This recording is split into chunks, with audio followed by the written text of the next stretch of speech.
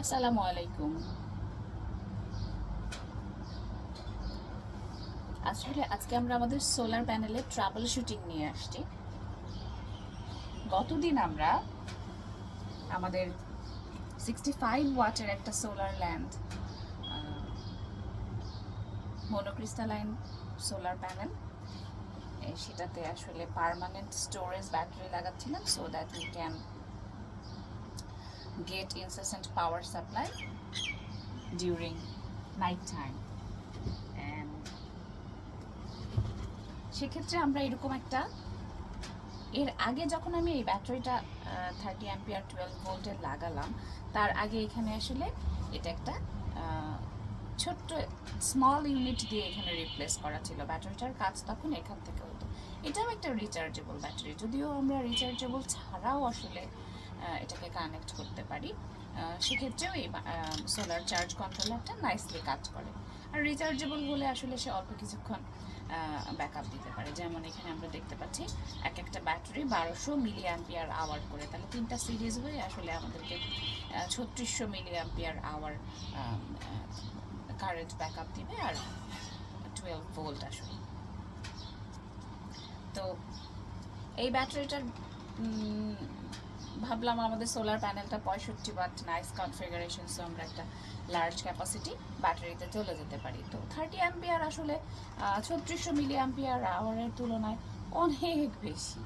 তো এই কারণে আমাদের অলমোস্ট 4টা ফুল ডেজ লাগলো এই ব্যাটারিটা কমপ্লিটলি চার্জ হয়ে 11.6-এ চলে আসতে। আমরা দেখিয়েছিলাম গতদিন যে আমাদের এই ব্যাটারি থেকে আমরা সরাসরি পাওয়ার লোডে দেওয়ার কারণে তা 12 ভোল্টের ব্যাটারি 5.5 ভোল্টেজে চলে আসছিল, 5.5 5.6, এবং ওই মোমেন্টে আসলে ফ্যানের স্পিড খুব কমে গিয়েছিল।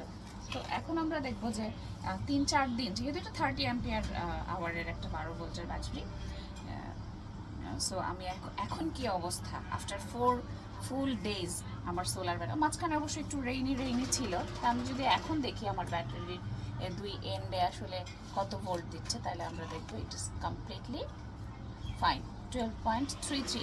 তার মানে এটা আসলে কমপ্লিটলি চার্জ হয়ে গিয়েছে। এখন আমি এটা যদি খুলে নিতে চাই, তাহলে এটাকে খুলে নিয়ে আসলে আমাদের লোডের সাথে সরাসরি কানেক্ট করে চালাতে পারবো। এটা হ্যান্ডি হবে সেক্ষেত্রে, যদিও এটার বেশ ভালোই ওজন আছে। আর আমাদের এখানে 11.6 দেখাচ্ছে প্যানেল থেকে এই মুহূর্তে কি পরিমাণ আসতেছে। আর এখানে আমার লোডের ক্ষেত্রে এই ওয়্যারটা যেটা লোডে যাবে, এটা আসলে এটাও আমাকে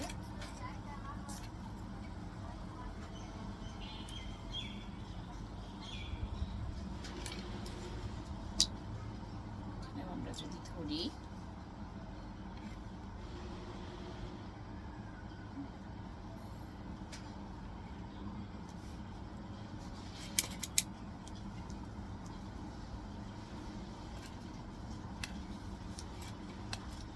আরেকটা জিনিস এখানে জানা প্রয়োজন, সেটা হচ্ছে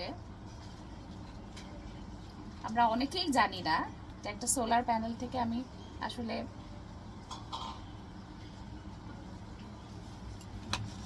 কোথাও কোনো ওয়্যারিং লুজ হয়ে গেল কিনা এটাও আমাদের চেক করার প্রয়োজন। আমি তো সরাসরি এখান থেকে দেখার চেষ্টা করি।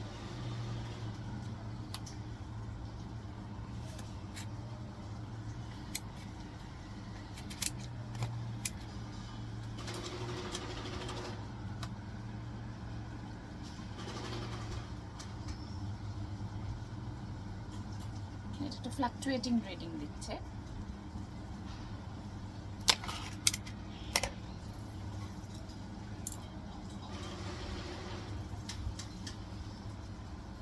সো আমরা আমাদের একটা 65 ওয়াট সোলার প্যানেল দিয়ে আসলে খুব চমৎকার ডিসি সেটআপ আউটপুট পেতে পারি, যেখানে আপনি 6-7টা 5 ওয়াটের বাল্ব, সোলার ডিসি বাল্ব জ্বালাতে পারবেন। অবশ্যই সেটাকে ডিসি বাল্ব হতে হবে এবং সোলার ইনাবলড বাল্ব হতে হবে।